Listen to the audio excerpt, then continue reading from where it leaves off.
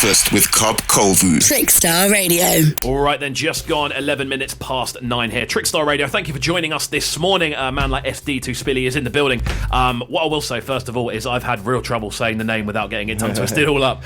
So obviously that isn't the name you're running with until quite recently. Yeah. So why the name change? What were the names beforehand? First it was just SD by itself. Then it was SDFNF. And then I changed it to SD2SPILLY. What was the main reason behind? What, to change? Yeah. Don't know, make it a bit more in-house. Like SDFNF was just too simple. And then all my other friends that do music have got like nice names, and I was the only one. I think as well, SD alone, I'm pretty sure there will be someone else called SD, I think, most likely. So I mean, I'm all up. I quite like it when people have individual names. I mean, you can just look at mine. I've got about 6. It doesn't even spell out as a word, you know what I mean? But it's still like it's something that people recognise, you know what I mean, more than anything else. So we've been kind of talking a little bit off air about like sort of video content and stuff like that. Like, how important is video content to yourself? To me, it's the most important, I think, to be honest. Like more, yeah. I never used to do my videos that good because I wasn't really 100%.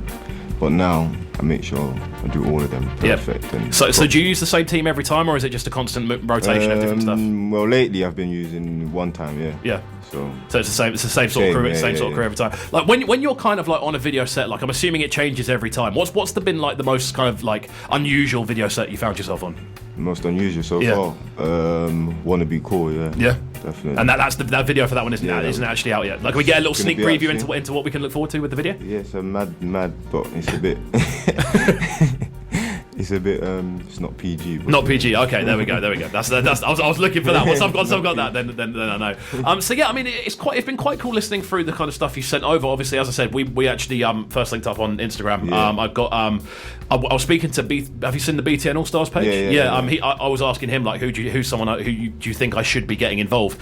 He sent me over a couple of names, and you were the name that kind of stood out basically from that list. So obviously went through, listened to all the stuff. And your sound is something we were discussing off air as well. As I find your sound is very kind of it's almost like a blend of so many different elements. Like when you're putting like a tune together, I'm assuming you'll get sent the instrumental. I presume you'll get hold of the instrumental or whatever. And then what's the kind of process from there? Do you just pretty much go straight in the booth and start working, or? Sometimes I just go straight in, or I don't really try to write whole songs. I try to write like parts of it. Yeah. I'll write like 2 parts, 1 part, and that's it, and then freestyle some of it. So you've kind of got that kind of a little bit of structure in place. Yeah, just a little bit. And then the rest will kind of leave to essentially to the vibe of the day more than anything else. Yeah, that's what I like. Just flow with it. I find a lot of the time. I was actually talking to 96 about this as well. I find a lot of the time with these with tunes like this, it's quite easy to overpack them. Yeah, too much. And I think the charm is actually using the space like to your advantage. Like where do you tend to record? Are you always in the same studio? Same studio, to be honest, most of the time. Nice. With Mitch, Oh, sweet. So it's the same. Blacking. Yeah, Blacking. Yeah. I mean, I'm hearing more. I need to get Blacking in for an interview. I think. Like I keep hearing so much about him in regards to like recording stuff. I went to college with him like years ago, so it was. I definitely need to get him in for a conversation. So like music wise, what's the kind of like layout then? Have you got a load of stuff you're sitting on, or is there or are you just waiting to record a load more stuff? No, I've got loads of tunes. Yeah. But just depends what I want to put out at the time. But I'm trying to go with new ones now, and I'm just every week I make sure I do something. Well, as in you'll go to studio. Yeah, I go to studio every day nearly. Every day. Nearly, just about.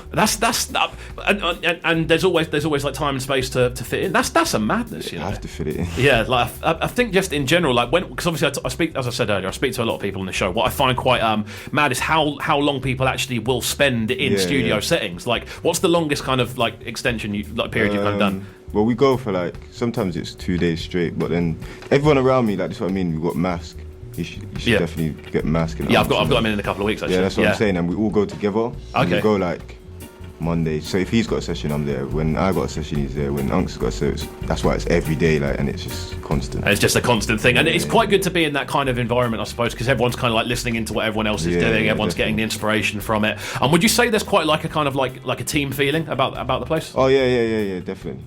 Do you all kind of go under the same name, or is it like a general kind of group thing? No, it's just like a general. That's what I'm saying. I've still got my brother Jay and Betts and all them, but it's just like we just go together. You know what I mean? And then even if we go together, he might make his own tune, but the vibe is the vibe. You know it's the vibe, and I think that's something you can't really emulate a lot of the time. That vibe of having everyone in the same place at the same time.